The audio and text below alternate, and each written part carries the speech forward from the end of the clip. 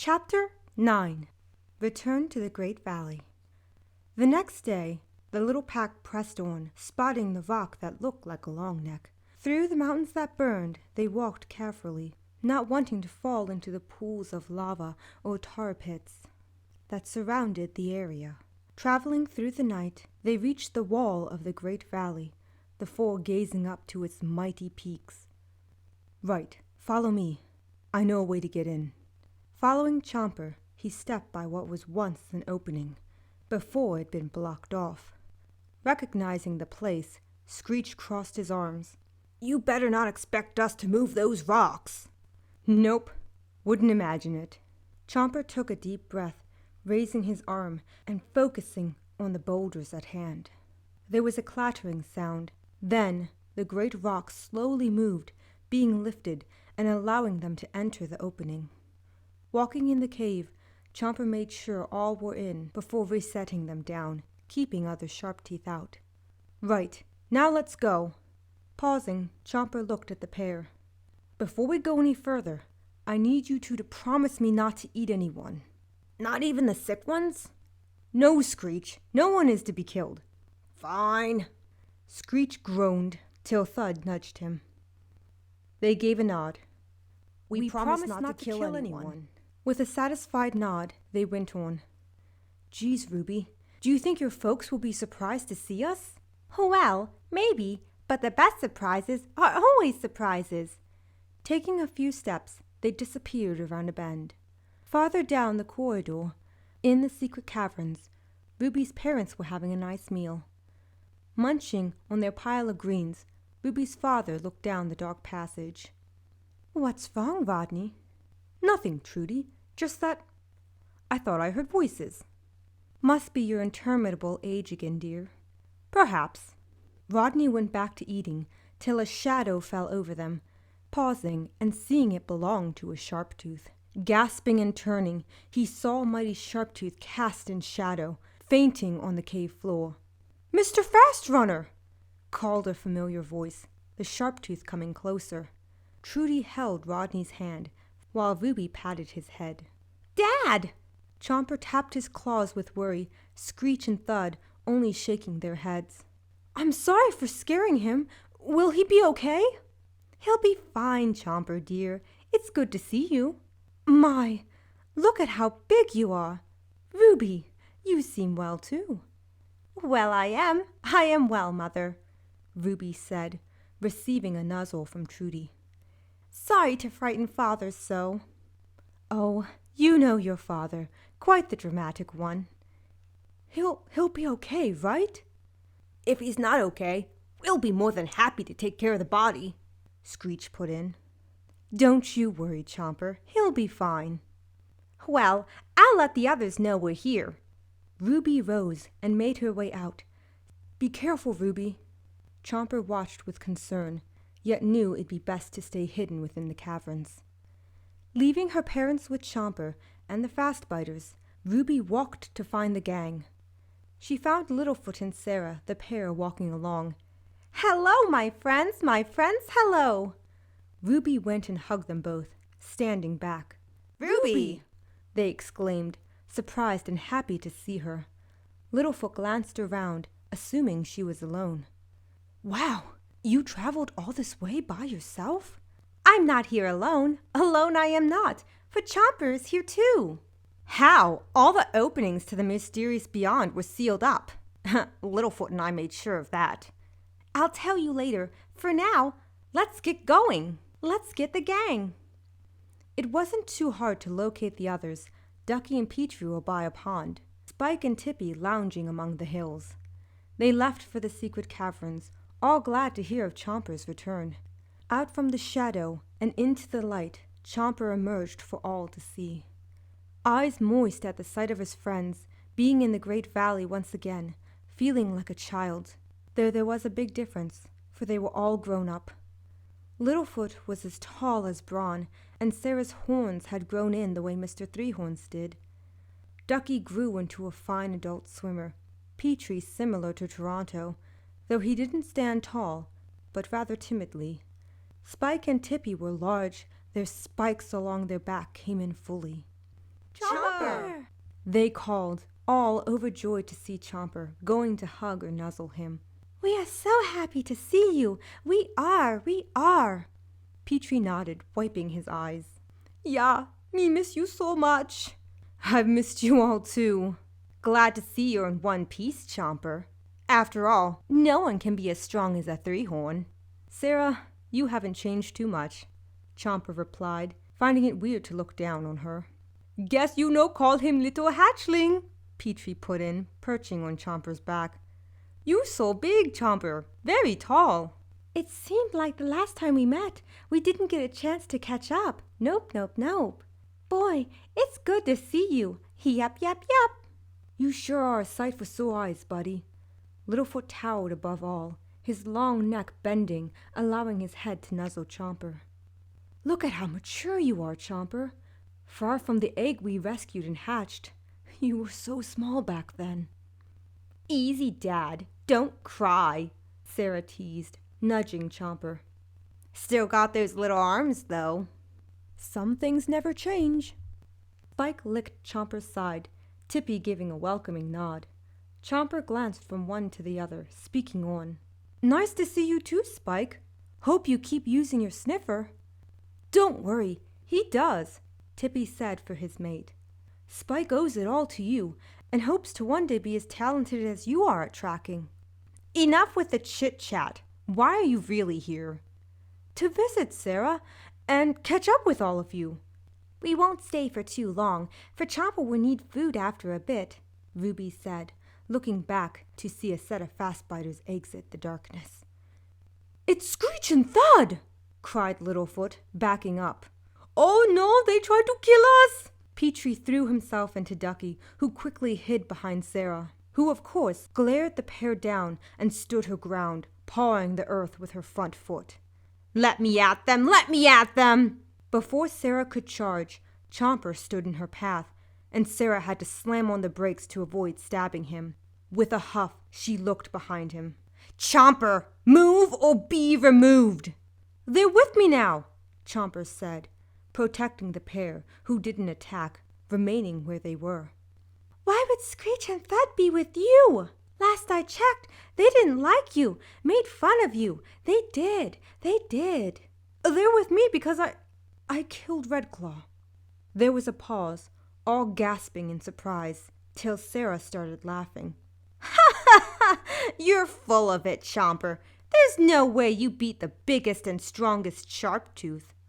It's true. I saw it with my own eyes, which is the only way I could see it, Ruby put in, everyone believing her. Wow, that's amazing, Chomper. Good for you, Littlefoot congratulated.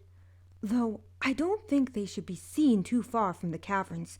Don't want to stir any trouble up. Don't worry, Littlefoot. They know not to hurt anyone. They vowed not to, and I'll look after them. Well, you must be hungry. Gang, let's go find Chomper and his friends some food. Littlefoot turned, leading the group away. Chomper then looked to the pair, who had questions. What was that about? Thud wondered, seeing the flat teeth leave. They're a bit leery of you both, but they trust me enough. Not to be rude, but you wouldn't be able to stop us any... Ah! Before Screech could finish, he was lifted and let go, falling into the brush. Never mind. The gang split up. Ruby and the girls, along with Spike, went together, while the guys stuck with Chomper. Petrie looked over, squinting for a moment before he spoke. You seem different. Have a glow about you, Chomper. Well, I'm happy, that's all. I think what Petrie means is, you have a glow, the same as Ruby does. So? So, what they mean is, you and Ruby must have found a way to become official, Tippy said, gaining a nod from the rest. Guys, come on now. You can't just look at someone and know they did it. We can see it in you and Ruby. Notice it first time we saw you. It was obvious, Chomper. Sorry to tell you. But hey, we're happy for you. After all, becoming official is a big deal. I remember Sarah and my first time. I was so nervous. But after a few more times, we had fun. Oh, sure. Ducky and me do it almost every day.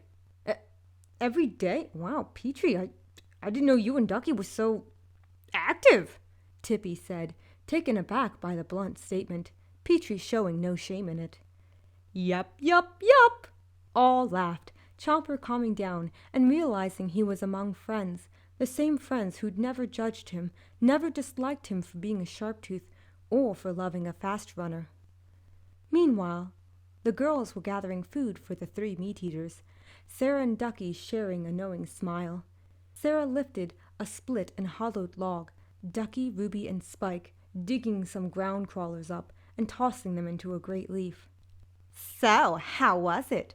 Sarah asked at long last. How was what, Sarah? Ruby inquired, continuing her work. Oh, come on, Ruby. How was your first time with Chomper? Flushed, Ruby turned to the 3, who held half grins. That is none of your business what Chomper and I do. Your business should not involve Chomper and I. See, she admitted it, Ducky. You owe me a pile of tree stars. Ah, darn it. I lost. I did. You sure did. So, Ruby, how did you two even... Chomper is a bit bigger. Course, Littlefoot and I... Sarah, please! I don't need to know the details of your intimate activities with Littlefoot. What do you think the guys are talking about? Ducky added, crossing her arms over her chest. Spike? Spike gave a nod, assuming the others were probably curious about the pair's mature activities. See? They're probably talking about the intimate details as we speak. Yep. Yeah, so dish it out, Ruby. I want to know. Honestly. Ruby knew there was no shutting them up, feeling put on the spot and pressured to speak. Well, sing. Why, even Chomper found himself cornered by the guys who wanted to know more. Summer lovin' had me a blast. Summer lovin' happened so fast. I met a guy crazy for me. Met a girl cute as can be. Summer days drifting away to the summer night. Oh, well, tell me more. Did you get very far? Tell me more, like that she have it all. He swam by me, he got a cramp. She swam by me, she looked so beautiful. I saved his life, he nearly drowned. Then she showed off, splashing around. Summer sun, something's begun, but the summer night. Oh, well, tell me more. Was it love at first sight? Tell me more. Did he put up a fight?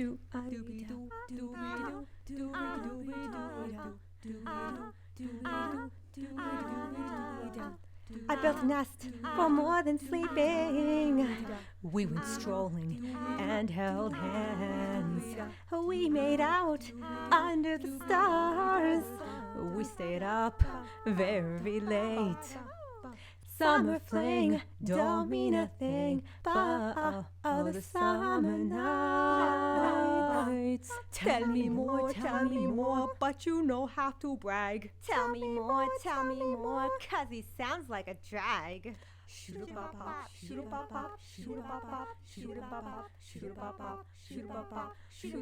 yeah.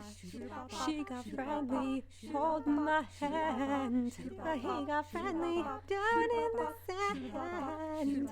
She was sweet as can be, and he was good, you know what I mean. Summer heat, boy and girl meet, but the summer night. Tell me more, how was she at kissing? Tell me more, could he get me a friend?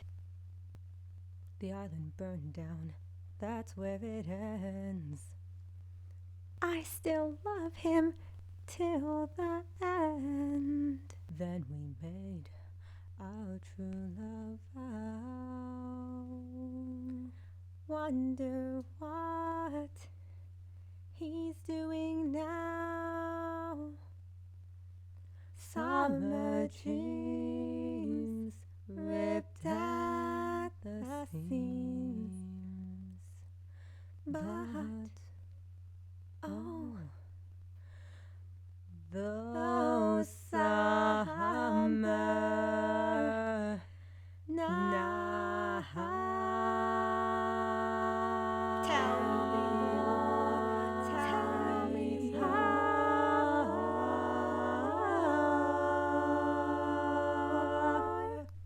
Once the girls and Spike returned to the caverns with food, Screech and Thud left the darkness to feast, Chomper hanging back for a moment. "Thank you all. We really appreciate it." No worries, lover boy, Sarah said, eyeing Chomper up. Okay. Chomper leaned over to eat the many bugs and fish they gathered. So, how was it? What? How was it? The trip! Duh! What else would I be talking about? The trip! Of course, the journey, yes. Well, it was fine. It was good. Oh, I bet it was. That aside, Littlefoot said, knowing what Sarah meant, trying to keep the conversation family-friendly. Did you come across anything weird on your travels? Yes, I heard our longnecks were killed, along with some clubtails. It was awful. Very sad. Ruby lowered her head, taking a small breath. Allie and Rhett, along with Shorty, decided to stay here, fearful of such killings. How long will you all stay? Till Chomper needs food, Ruby answered, though Chomper held a worried expression. Right, Chomper? Actually, Chomper tapped his claws. Screech, Thud, and I were going to go while you stayed in the valley. What? Ruby asked, surprised by the statement and the fact that Chomper didn't run it by her earlier. But I thought we'd stay together. I'll only be gone for a few days, then I'll be back. I promise. Ruby sighed and nodded, not liking the idea of being apart, yet knowing he and the Fastbiters needed more than the valley could provide. Well, if there is a killer pack out there, the best thing you can do is stay here. Travel to the big water only for food, but remain within the safety of the walls, Littlefoot said, all nodding to the statement. Though he smiled, Chomper didn't know if he liked the idea of being trapped in the valley with a voice humming in the back of his mind.